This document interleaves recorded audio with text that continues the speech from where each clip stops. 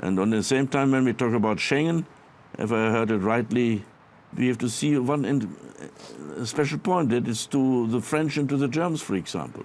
In order to control terrorism, is it important to share information?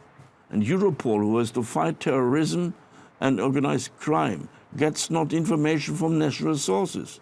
Neither the German nor the French security services give their full information to Europol. That is our internal mistake. Is not Europol. We should talk to our governments to fulfill proper this job, that we can save Schengen, but at the same time find properly terror in order to exchange the full information about that.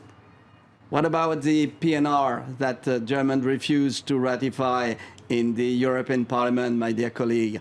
I'm sorry to say, that it's wrong. I have ratified it. I voted for it. Yeah, you maybe. Most of the German members of Parliament have ratified PNR. Yeah, long time they refuse it. The majority of Germans have done that. Well, a few days ago. I just don't see the alternative Nein, to this a few weeks ago, monsieur.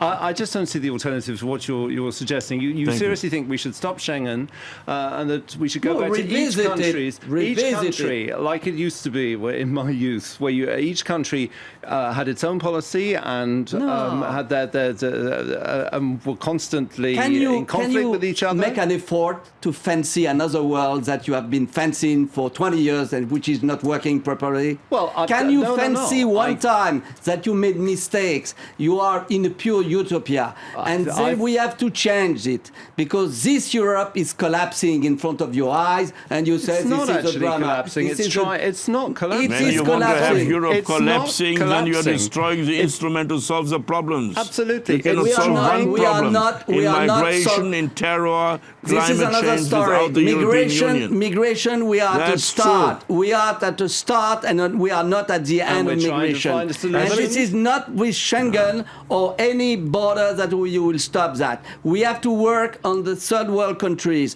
We have to stabilize those countries in Africa, and we have to make an end in Syria, where we have been playing God, because we fancy that this regime was tumbling and it's still there. And we have been leading the wrong policy in Syria.